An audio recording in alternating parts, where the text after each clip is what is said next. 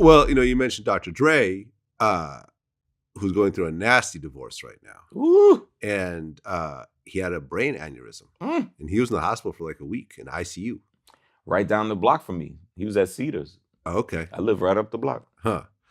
That was like, damn, like, we really thought we might lose Dr. Dre in 2021. And that's where Eazy-E died too. Oof. At Cedars, by the way. Did you ever interact with these guys? I mean, you mentioned how you ran into Dre and stuff like that, but you guys knew each other? Nah, we toured together back in the days, man. Oh, Kid and Play and NWA. Kid and Play and NWA. The total opposites. It just feels right.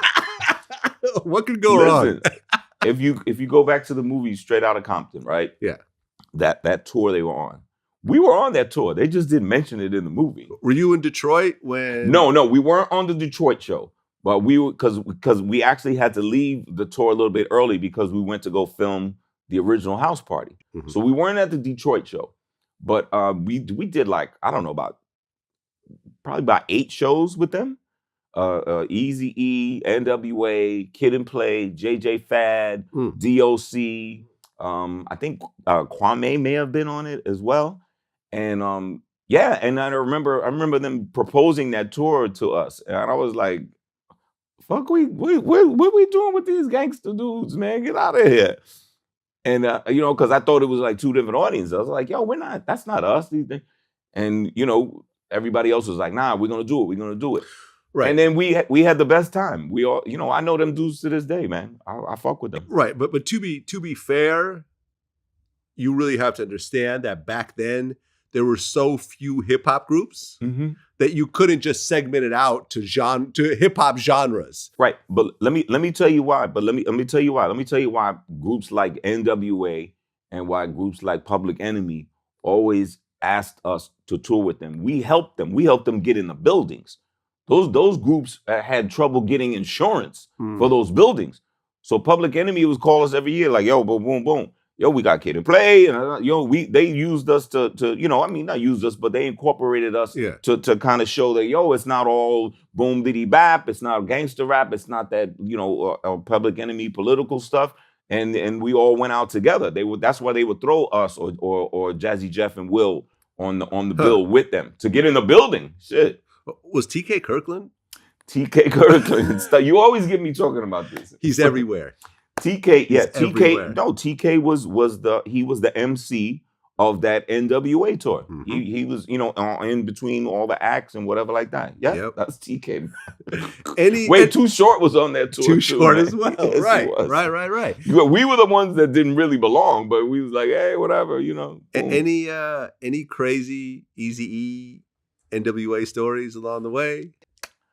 You know what? Back then, like I said, we didn't really know each other prior to that, so it was like some East Coast, West Coast.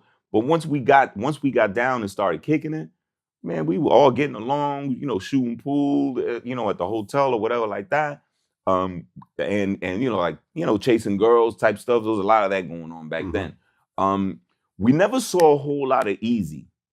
You know what I mean? Like outside of being on stage, like Eazy was always keeping it moving, and he was always like in a, like the presidential suite or whatever. You know what I mean? They kind of kept them like separate or whatever.